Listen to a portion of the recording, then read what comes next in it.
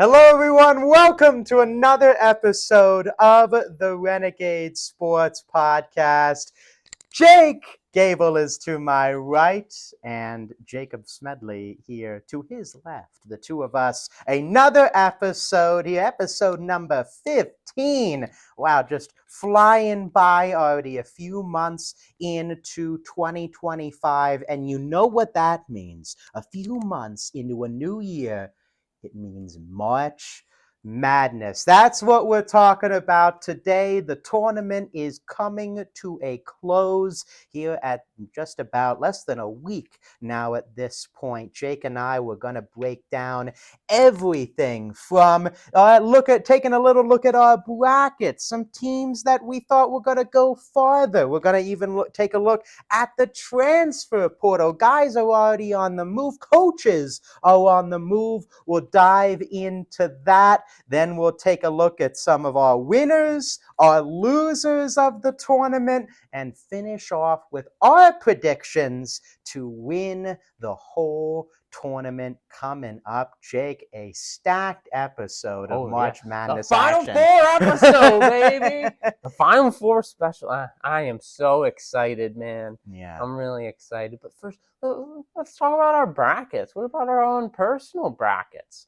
I mean, personally, I'm doing okay. I'm doing pretty good. I mean, I will say, all things considered, this year is probably the easiest year in memory of doing it, because as long as you picked high seeds, you went pretty far in your bracket.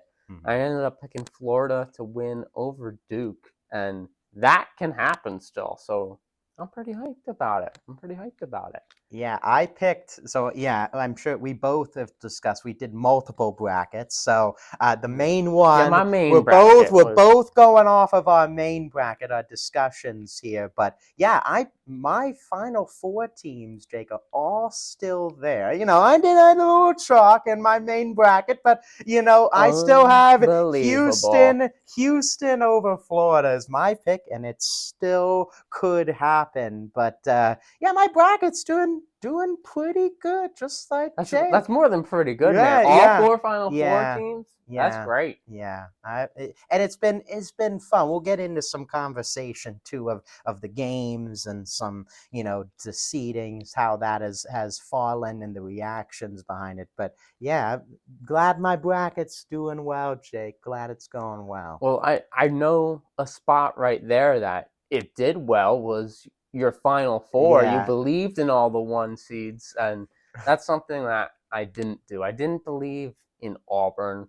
I had them going out in the Sweet 16, and they proved me wrong. They lost in the SEC tournament to Tennessee. I thought that's not what the number one overall seeds should look like, but they're doing really well, and now they're in the Final Four. Was there anyone that you either took for granted, underestimated, or maybe you nailed? Yeah.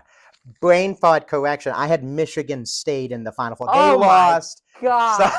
So I just praised you for nothing. Yeah. Well, hey, 3 out of the 4 is that's garbage. So, anyways, to answer your question, after I just had it, I don't even know who you are anymore. So another team. So wait, Michigan State played Auburn, right? Yes, yeah, I had that, yes. So you didn't believe in them either. I didn't believe in Auburn, yeah, but I believed in the other 3 number 1 seeds. There was just some concerns for me heading into the tournament. They, you know, looked a little shaky at the end of conference play. I thought there were some teams in their region, like Michigan State with the Tom Izzo structure that he has in that program, that I thought would get the better of them, you know, deep in the tournament.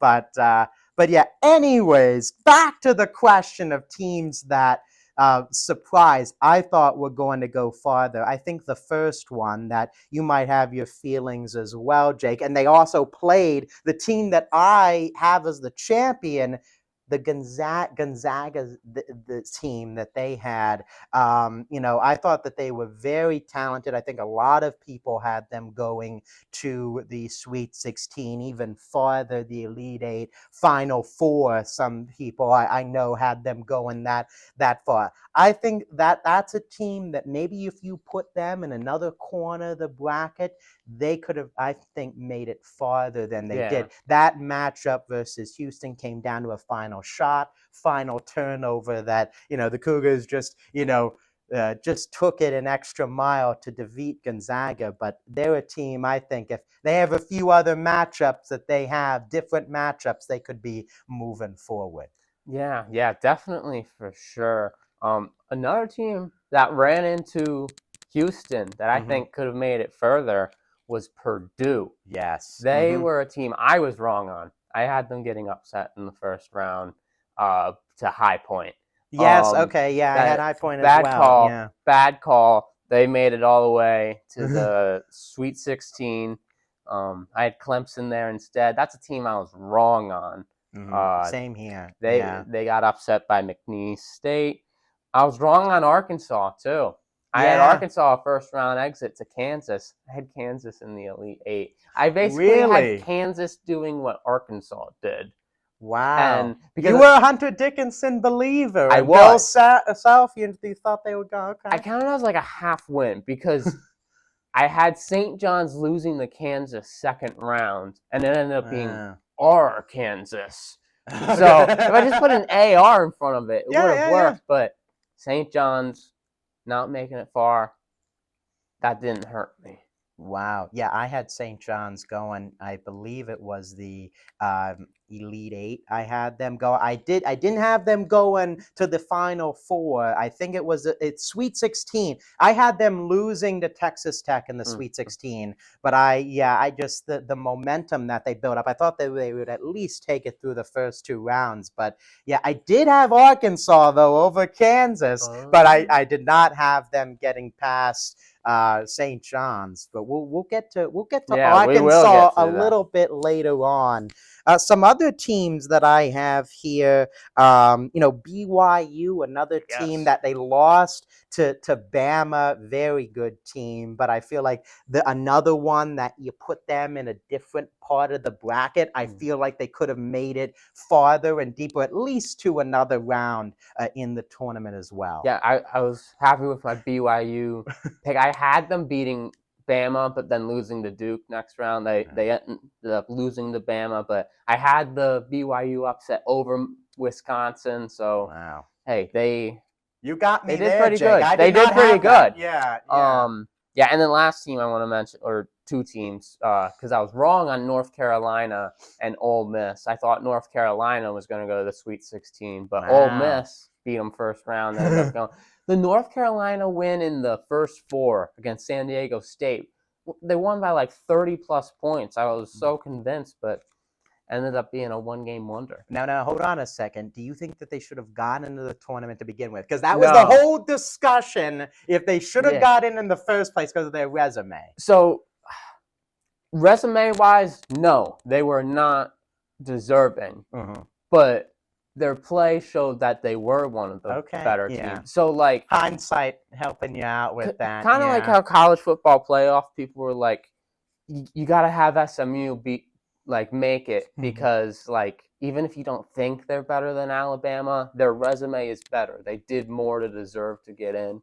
I think it was like that where other teams had better resumes than North Carolina, but North Carolina was probably better. But it didn't end up mattering too much. They got a first four win. Yeah, exactly. That's a good pick. I'm surprised. Sweet 16 for North Carolina. I would have been surprised. See if that happened and see how far they could have kept that momentum going. Well, this goes into our next point.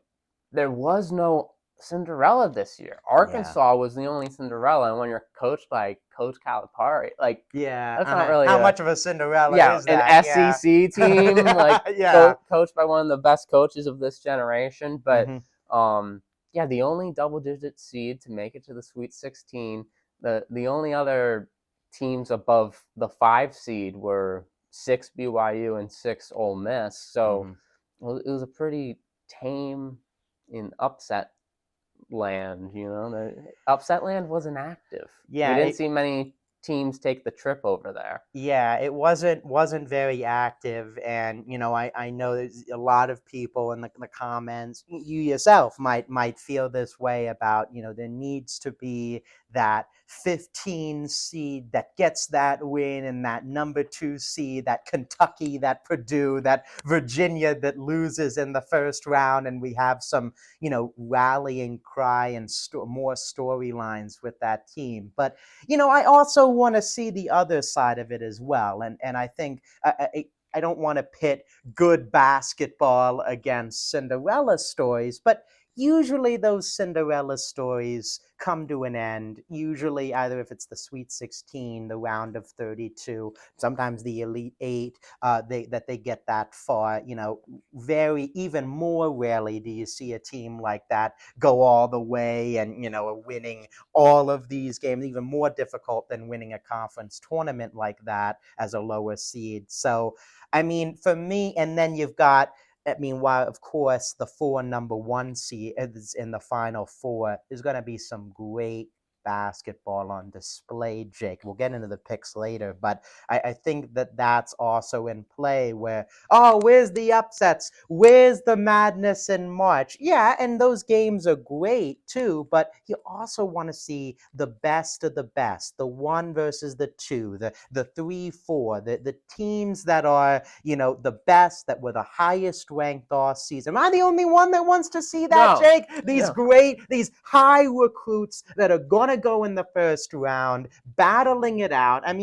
That's stuff that you can project forward for these guys when they're going to be playing in the NBA sooner rather than later. Yeah, and I think I'm confident this year is a year that the best teams are in the Final Four. And sometimes the best team wasn't a 1 seed, but they prove it in the tournament. But sometimes there's like a team that makes the Final Four, and you're just like, they won the games to get here, but I'm not sold on them. I'm sold on all of these teams. They have proven that they are really solid. I've had a lot of fun watching this tournament, even if it hasn't been, full of upsets. It's been quality basketball, and the Final Four is not going to be any different. I'm very excited.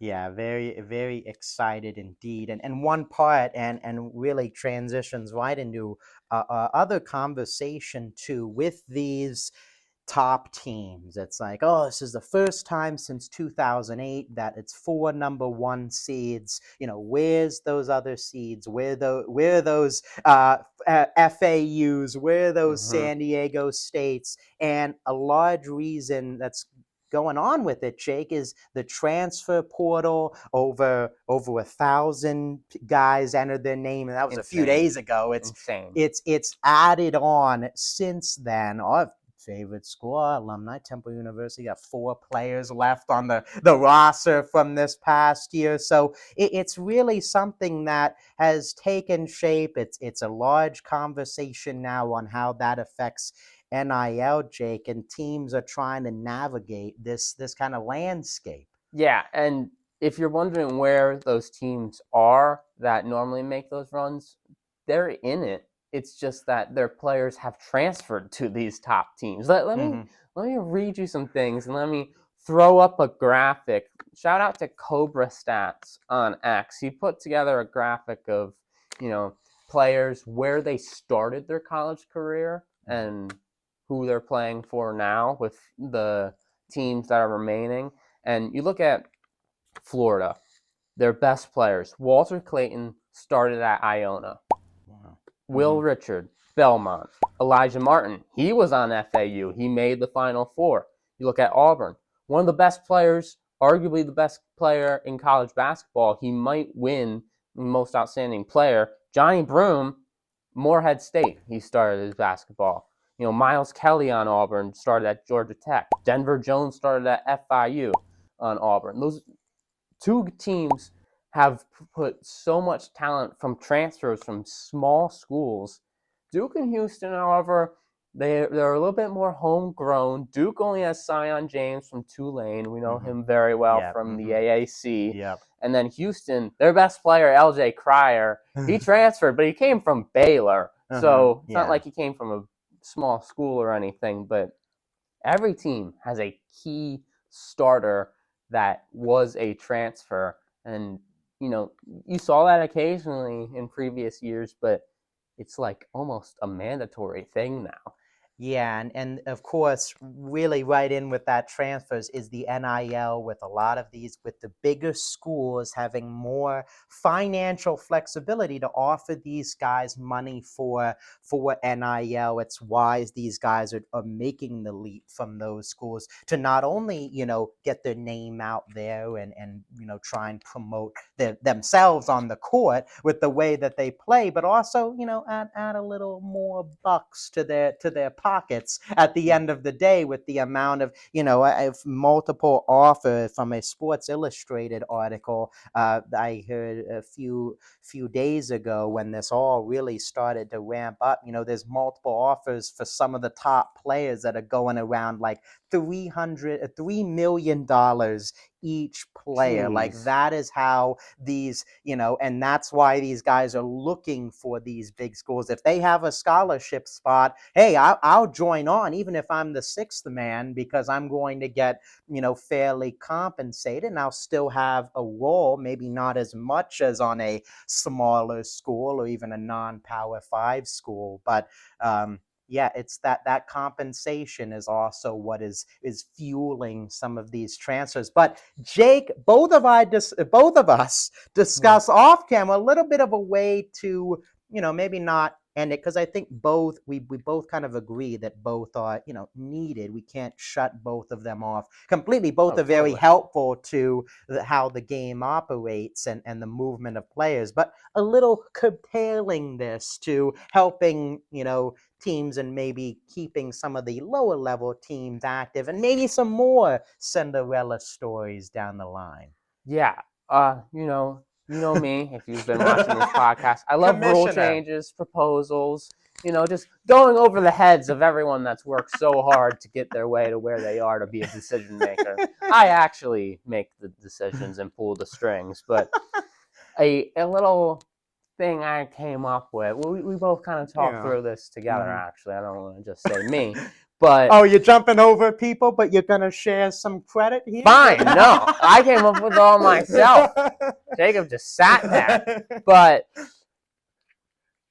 I'm talking transfers, and the portal needs some rules, needs some limitations. I'm not anti-transfer portal. I'm not anti-NIL. I want to put that out there very clearly. But I am anti every single player on a team going into the transfer portal and just having no continuity whatsoever, because I think it hurts the programs. I think it hurts some of the players that transfers, and it hurts the game itself. So you look at teams. Indiana doesn't have a single player on their roster right now. All of them are in the portal or they graduated. Insane. I think transferring is okay, but we need to put a limit on it. I say you get one free transfer, and then if you want a second transfer, there's two ways you can go about it. You either have an exemption, such as your head coach getting fired. Let's say, I'm going to make up a random player. You start out at small university. You start out there. You transfer to Baylor, all right? Let's say Baylor fires their head coach, the guy who recruited you. You can put in a clause, an exemption, say like, hey, can I use my second transfer, even though we're only allowed one freebie, to transfer to another school since this is not what I signed up for? There's a new head coach coming in. I'll allow that. But if that doesn't happen, if you go to Baylor and their coach is still there, and you just want to transfer because you don't like your playing time, you want more NIL money, whatever, you have to sit out a year, forego eligibility for a season, go to that college, and then you can play after you sit a year. How it used to work before the portal really opened with transfers.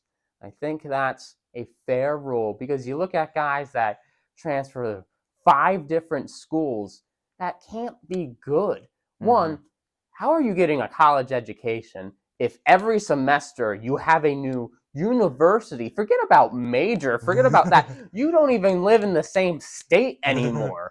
But going to these colleges, it's just too much. There has to be a little bit of restraint on that because you're going to get no consistency and no continuity. Yeah, and like Jake mentioned, we both discussed this kind of situation here. Something that I just thought of when going through the movement, and specifically the losing the eligibility. I think you're going to see a lot more if this plan, if Jake is going to implement this plan full scale, across the country, starting, let's say, in a year. This year passes, it goes into effect. I think you'll see a lot more of the freshman one and done. I think you'd see a lot more guys that say, oh, I got to lose a year of eligibility if this is going to go into place. Well, I'm just going to declare my name in the draft after 1 year. I mean, that's a decision, but I think that could be a result. You do get one free transfer, though. That is true, but I think you'd be seeing guys. I guess the point I'm trying to make is you'll be seeing guys sooner and sooner trying to put their name in the league and put it into like the NBA draft, for example, as freshmen and sophomores, maybe rather than guys that go through the 4 years, in this scenario would have to maybe sit junior year to senior year or sit sophomore year to, junior year. So I'm just, the point that I'm trying to make is that might curtail guys from staying the 4 years or, going even to that second transfer. That will prohibit them from making that decision. And exactly. I'm just there's gonna be more, but not even like, transferring and staying with the school. I'm saying they're just gonna go to the league. They're gonna be like, I'm not gonna, if I can't stay here, if I can't go I don't want to stay here, I don't want to go anywhere, I'm just gonna go to the league, or I'm just gonna go overseas or something. That it might be a risk that might happen. But with that said, I feel like, that's a good kind of like, hey, you're going to have to sit, you don't want to, because I know one discussion has been, oh, let's make the NIL equal. Why is there one team? Well, I mean, that you don't want to put teams like the small town university that you were talking about on the same pedestal as a Baylor, as a Houston, as a Texas, Alabama, those kind of schools, that really level, the communist kind of mindset here. This is a capitalist system. So, I mean, we can't higher schools be giving Drexel the same NIL amount we can't be doing like pools and stuff like that of money. So I think that we kind of have to separate it. But this, forces the players to make decisions. Like if I am going to take this, I could be risking my draft stock. I could be risking, my playing time, my skills, that amount of time where you're not playing games. If they do decide to transfer a second time without a reason, as we mentioned, or a valid, reason. There's a whole lot of different, factors. But, I'm interested to see, we're both interested to see how the NCAA kind of goes about this moving forward. Because if it stays the same, we're probably going to be seeing a lot more ones, twos, a lot less, of those Cinderella squad maybe taking it. There's going to be a lot of players stacking up on those great teams. But Jake, moving from that, we're going to go back to the tournament itself. And we have a list that we put together of some winners and losers from the tournament. You want to go back and forth, Jake, or do you want to run down the winners, losers? How do you want to go about this? Let's go winner, loser, winner, loser, winner, loser. Okay. Or we don't have that many, but we picked 3 winners, 2 losers. We'll go first with our first winner, Jake. is the first round talent, the stock of the first round talent. Derik Queen, you've got Liam McNeeley from UConn, Jeremiah Fears from Oklahoma. A lot of these guys that projected first rounders really showed out in the tournament this year, Jake. Yeah, two other guys I want to shout out, Knueppel of Duke and Danny Wolf of Michigan. They also show that they've got skills to take it to the next level. I think a lot of people raised their draft stock, or if they were already a high one, either bumped it up a little bit or kept it. Like a Cooper Flagg definitely cemented that he's the number one pick for sure. There weren't many disappointing players that I can think of. Like no one really hurt their draft stock much. I mean, maybe one of our losers that we might get to, but a lot of guys really showed up when the lights were bright, and it's great for the game, first off, but it's also great for them because they're gonna get paid at the next level. Exactly. Yeah, I'm looking forward to the draft. Not because our favorite squad is in any kind of draft conversations at all, but also just to see where these players go, the environments they go to, because there's a lot of, as we mentioned, contributors that are going to be putting their name in, going to new environments, and potentially facing off against the league's best. And we're both looking forward, and they've played great game winners, clutch shots, steals, close, big shots in close games. I mean, a lot of action, buzzer beaters. Yeah, Derik Queen, I saw him mocked at 5 today. Yeah, he could be going 5th overall. I mean, that's a I guy like that that's a good spot, I think, for him. I don't know. Maybe we'll have a mock draft at some point. Maybe that's something we'll get into at some point. But yeah, for sure, that is one of our winners.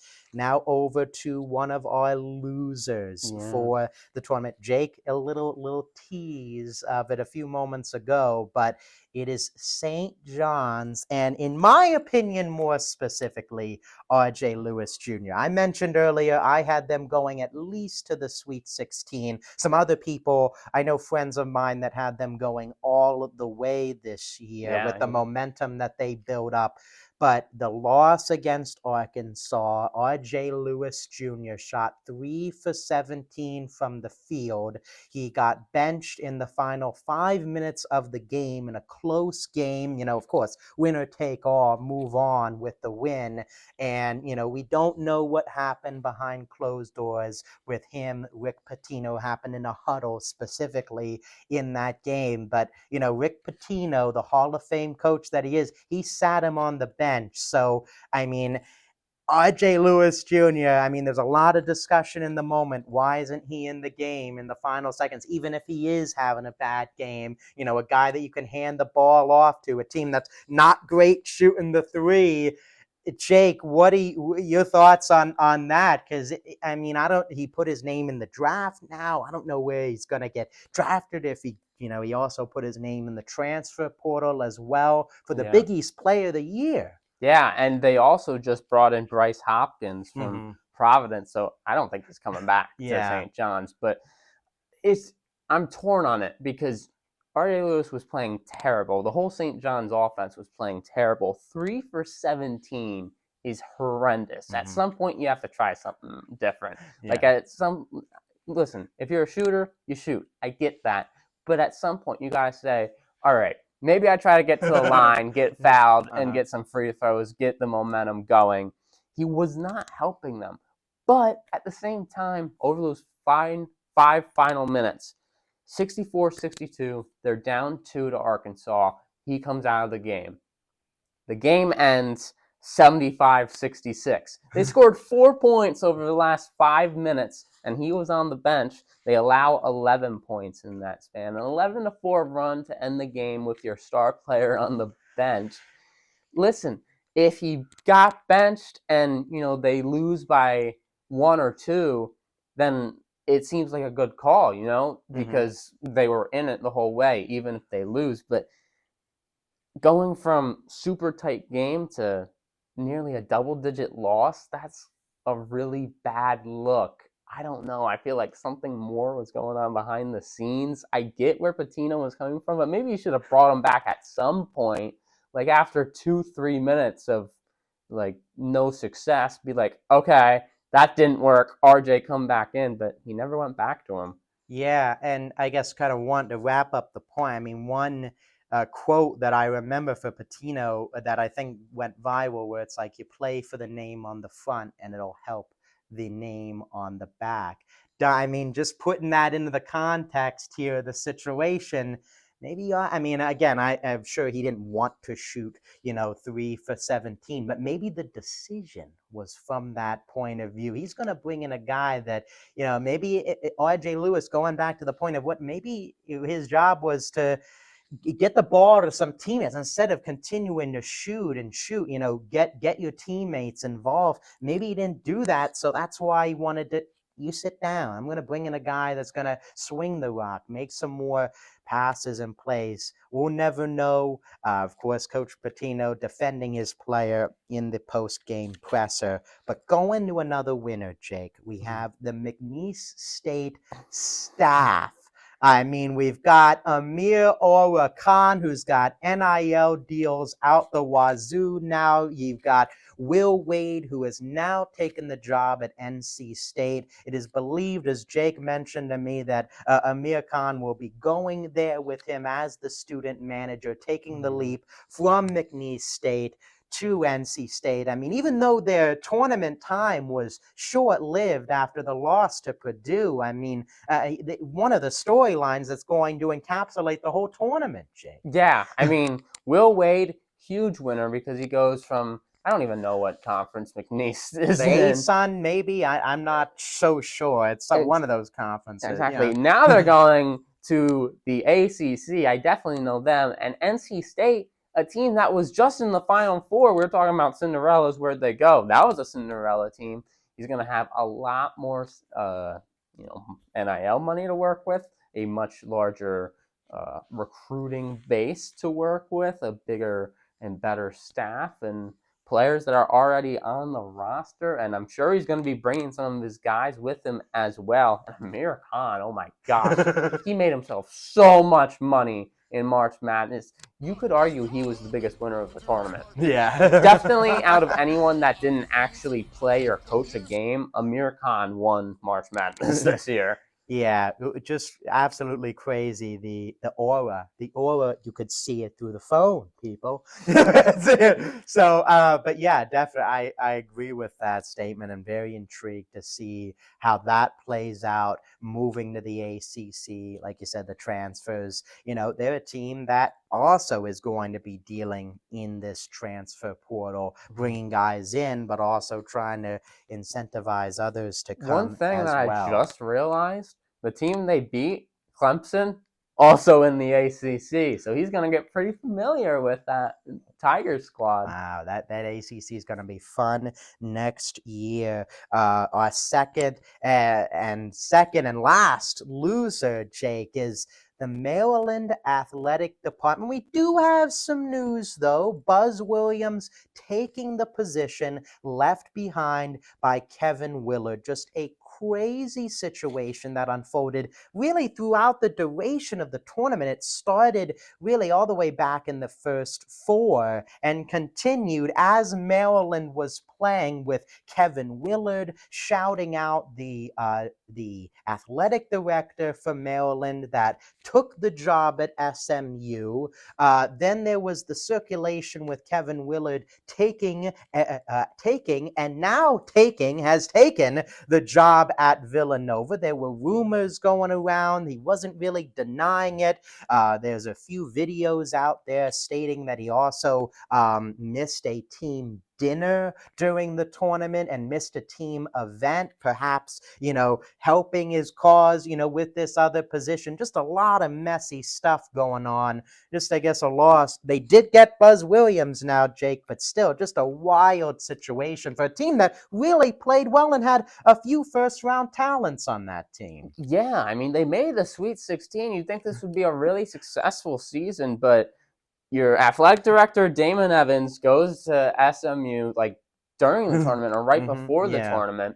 Kevin Willard leaves for Villanova. And before we sort of talked about, the craziness, we were kind of discussing, is that much of a step up? Like Yeah. Maryland, Villanova, like historically Villanova totally, but like right now they're like Big East and Big Ten. Like I don't know which one I'd rather be in, but they lose Derik Queen too. He's definitely going to the draft. So looking bad. They do get Buzz Williams now, so they're starting to recover, I suppose. But I saw something that Damon Evans, the former athletic director that left for SMU, privately said to a booster that he knew that Maryland would never have a chance to win a national title in football. Wow. And they had a realistic chance in basketball, but he still wanted to put more money into their football program than basketball. Wow. Which is crazy. And Damon Evans, a former, he's a football guy from Georgia, did some research on him. Now he's going to SMU. They do football and basketball pretty well, but they definitely do football right now. I mean, they just made the college football playoff expansion. It seemed like Damon had his eyes on football more than basketball, and maybe why Kevin Willard wanted to leave, but they both end up leaving. Yeah.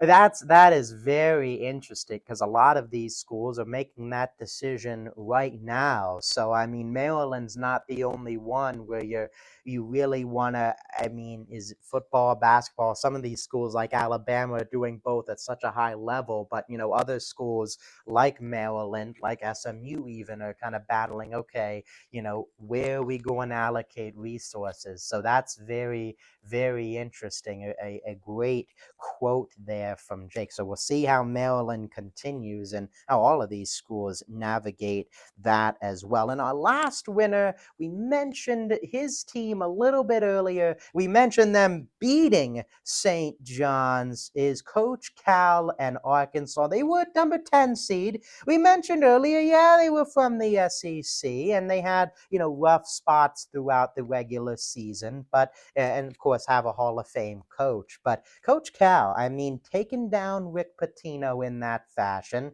I mean, they did lose to Texas Tech, but I mean, they almost won. They almost won. Like that was a heck of a game. They had the lead too late in that game. They really could have been in the Elite Eight. Yeah, but I mean, what he was able to do, he had some guys that came back from injury, but putting the pieces together going all the way back to our transfer portal conversation, Jake. I mean, you could go back to his introductory press conference. There was one guy on the team when he got there at Arkansas. There was guys that were graduating, guys that were in the portal themselves, one that was on Gonzaga, Calipari himself, that we're a bit familiar with, but he's like, the freshmen that he brought in, the transfers that followed him, and kind of the gelling, the coaching that he got them through for March Madness, and really, at the very least, put Arkansas back on the map as a spot that guys are going to look to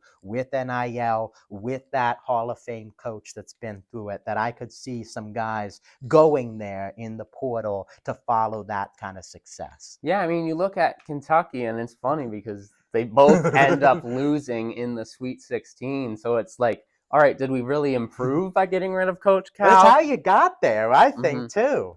It totally is. And it's interesting because Cal kind of, I don't want to say did more with less, but Arkansas not really known as that blue blood powerhouse, but him in Kentucky for so long, always had top prospects with them, always producing out multiple NBA talents every single year. And he first year in a new program, and he delivered, and a big win for him. But Kentucky's not looking bad either. That's why Kentucky's not a loser, because they still did good as well. But I think maybe it was mutual benefit, a mutual split on both sides. They both benefit. Yeah. time for Cal to move on, and he goes to a new place and really revitalizes the basketball program. So let us know your winners and losers of the tournament in the comments below. We'd love to hear more additions to the list. But Jake, let's wrap things up. We've got the Final Four now set. We've got Auburn. We've got Florida facing off, and then Duke and Houston on the other side in San Antonio. And then our champion. Let's go through, Jake. Who do you think is going to win these great battles at the end? Yeah, so I just want to say I'm interested by the spreads on these games. Yes. They're out, and Duke is 4.5 favorites over Houston. I think that's about right. Maybe Fair. a little That's fair. more than I was expecting. Mhm. But Florida is the favorite over Auburn by 2.5 points. Surprised by that. I would have assumed Auburn would have been favored in this one. Okay. I wanna say at the beginning, my bracket, I had Florida winning it all. And after watching this, I still think they can win it all.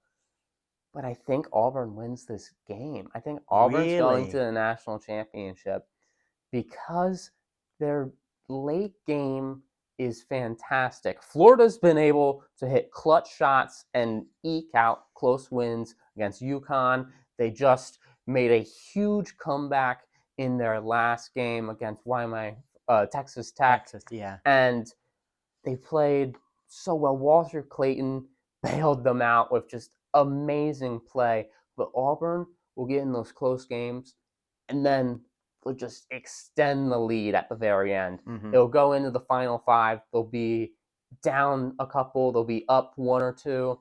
And then they'll just extend and just kind of just drag out the win.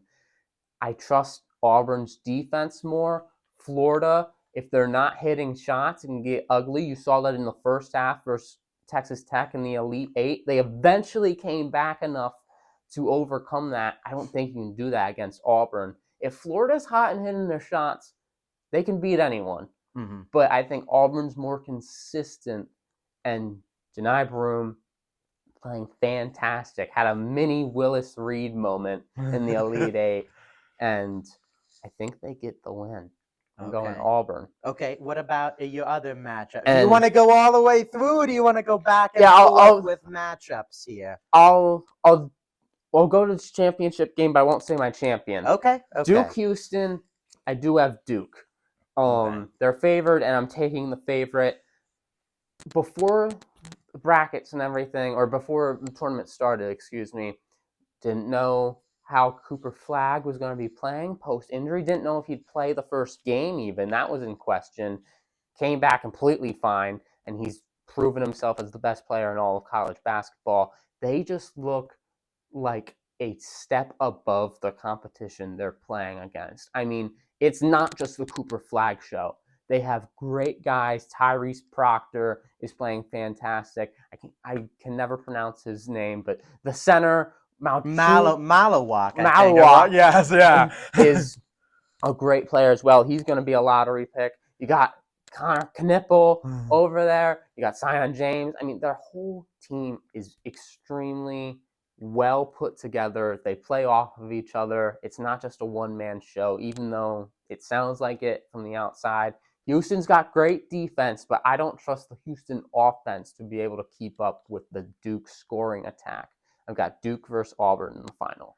All right, Jake. That is a great breakdown of both of those matchups. I'm going to go back to the Auburn-Florida matchup. As mentioned earlier, when I misspoke on my bracket, I was a bit concerned just about Auburn coming in when I was originally making the bracket. Like, I feel like they're the most vulnerable out of the group, I guess, of the 1 seeds and the top seeds. For a red hot, 4 seed or 5 seed that they come across at the top. But they have proved me wrong, especially watching that game against Michigan State, where, like Jake was mentioning, it was a close game throughout, kind of Michigan State, similarly to Houston, a team that has that tough-minded defense, but offense is, not as high-powered as Auburn, but can keep it close, and just one slip-up can get into the game. But Auburn just kept pushing. Johni Broome was consistent on offense, brought some three-ball into his game as well. Pettiford, I think he is going to be an X factor into this game as well. Though that guard play, I'd pick right now on paper Florida's guards over them, but with Clayton and Martin and all of them, with their shooting and their playmaking ability. But if those Auburn guards can continue their high play and complement Johni Broome, who I think is going to give you a double-double, I think he's shown that consistently. I think Auburn, but I like the guard play with Florida. I like what they've got going on. And also, head coach for Florida was a student assistant. I don't know why his name's blanking me right now. Todd Golden, assistant for Bruce Pearl. Yes, he was on the coaching staff with Bruce Pearl at Auburn previously. Now they're facing one another in a mentor versus the student matchup. And I think the student is going to get the better of the mentor here, Jake. I'm putting Florida. They were also my pick in my bracket. I'm staying with my bracket the way that it's gone. I'm going to pick Florida to go to the final. And on the other side, Houston, Duke. As mentioned earlier, Houston, was the team that I had winning the whole thing. Their offense concerns me. I think, as you mentioned, Jake, what LJ Cryer, he had a bad game a few games ago. He stepped it back up in their very convincing win over Tennessee. They looked great in that game. Yeah, they were moving the ball. But I think the biggest reason that they won that game was that Houston defense. We've talked off camera. They play an NBA-style defense. Everyone's in sync. Everyone's switching. The doubles are very crisp. The guys are moving really in motion and forcing a lot of turnovers. Very sloppy for Tennessee in that game. Turnovers, guys looking uncomfortable. Chaz Lanier with shots and stuff like that. He had like an RJ Lewis game. Yeah, very, very rough. So I'm very interested to see that defense against that offense, which similarly is very smooth. The ball is flowing. Guys are moving the path. The lobs are being made around the rim. There's a lot of action. So I see this being a game that's going to be 60s, maybe. I don't know if both teams clip 70, the way both teams play defense and are so, strung together. Do I pick the better team, overall team, I think, in Duke, or the team that I think maybe has the best unit specifically in defense, I think, with Houston, the way that they can shut teams down on that end? That is tough. Who I think's going to win? I think Duke is going to win. My bracket says Houston. So if Houston wins, I'm not going to be upset. But on that side, I think Duke is going to win. So it's going to be Duke, Florida on my end. That's funny. We both knocked out our winner in the Final Four, even though we had them. Yeah. All right. So you have Duke, Florida. Duke, Florida. I have Duke, Auburn. Let's see if we get the sweep, or maybe we get two different answers. I think what you just said, the most talented team, I believe it. I think Duke wins the national championship. I think they're favored over Florida or Auburn. I agree with you, Jake. I think Duke, with the talent that they have, as we've mentioned, the gelling that they have. John Shire has them playing as a great unit. They were talking on the broadcast how they really focused on in the offseason, that meditation, that stuff outside of basketball. Yeah, so I think that they are really humming along. So, hey, I did not plan to do that, but I think Duke is going to win. We're both on the same wavelength for a champion, Jake. All right. Well, Let us know who you think's gonna win it. Let us know your winners, losers, your thoughts on the tournament as a whole. And check us out not only here on YouTube, but on Spotify as well. We've got episodes coming out on there, and season 2 is on the way, ladies and gentlemen. Stay tuned for more episodes and episodes on both platforms. Yeah, make sure to subscribe as well. But also, while you're subscribing, why don't you check out some short form content on our Instagram, our TikTok, YouTube Shorts right here as well. We make other content as well. We had a very fun one that we filmed today. won't spoil it. Won't spoil it, but it was fun, and you should definitely check it out. Maybe it's posted by the time this gets posted, or maybe you'll have to wait, but it's definitely worth mentioning. But, oh man, it was fun. For Jake Gable, I'm Jacob Smedley. Thank you for watching and listening to another episode of the Renegades Sports Podcast.